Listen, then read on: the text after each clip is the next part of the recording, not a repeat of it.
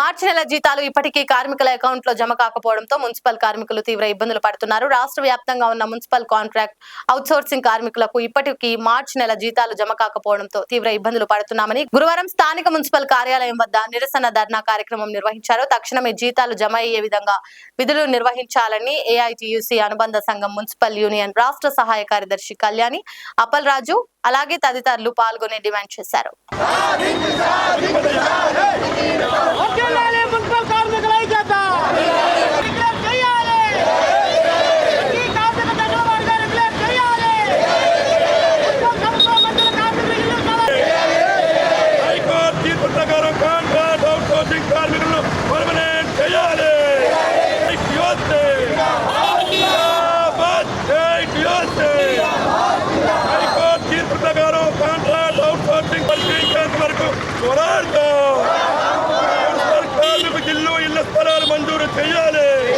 కళ్యాణ్ అప్పల్ రాజు AITUC అనుబంధ సంఘ AP municipal workers union రాష్ట్ర సహాయ కార్యదర్శి.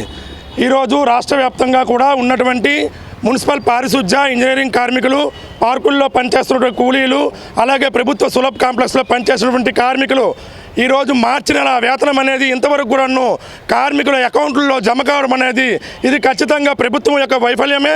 అదేవిధంగా మన రాజమహేంద్రవరంలో మార్చి 16, 17, 18 తేదీల నాడు జరిగినటువంటి రాష్ట్ర మహాసభలకు సంబంధించి కొన్ని ప్రతిపాదనలు అనేవి ప్రభుత్వం ముందర మేము పెట్టి ఉన్నాము.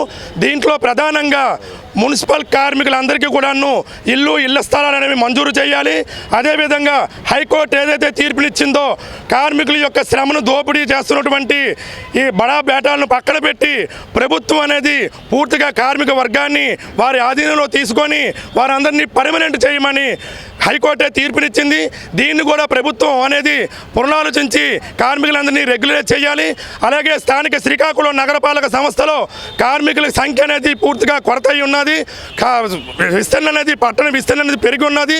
కావున కార్మికుల సంఖ్య కూడా పెంచి ఉన్నటువంటి కార్మికులపై పనిభారం అనేది తగ్గించాలి. పర్మనెంట్ వర్కర్లు ఎవరైతే ఉన్నారో వారికి డిఏలు పెండింగ్లో ఉన్నటువంటి బకాయిలన్నీ కూడాను తక్షణమే విడుదల చేయాలి. అలాగే కార్మికులందరికీ కూడాను పుష్కార్ట్ వెహికల్స్, భద్రతా పరికరాలు, పనిముట్లు అనేవి కూడాను పూర్తి స్థాయిలో అందుబాటులో ఉంచాలి.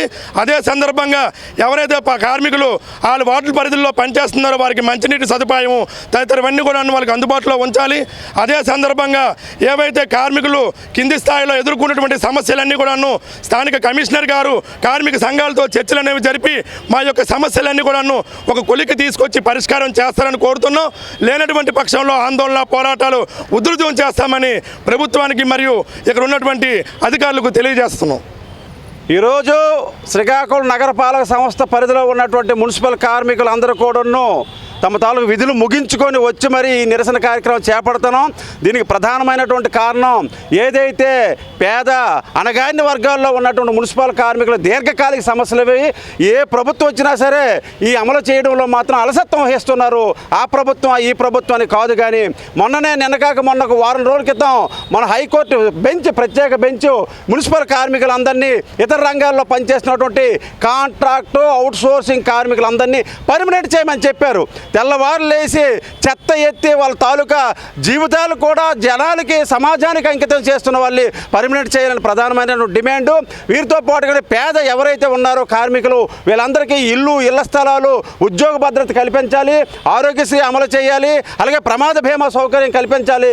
చాలామంది ప్రమాద బీమా సౌకర్యం లేక కూడా చనిపోతున్న వాళ్ళకి ఆదుకునే నాదులు లేడు. వీరితో పాటుగానే పర్మనెంట్ కార్మికులకు కూడా ఏదైతే పెండింగ్లో ఉన్న డిఏలు ఉన్నాయో, పిఆర్సీ ఉందో, వాళ్ళ తాలూకు జీతభత్యాల సమస్యలు ఉన్నాయో అవన్నీ కూడా అమలు చేయాలని మేము డిమాండ్ చేస్తున్నాం.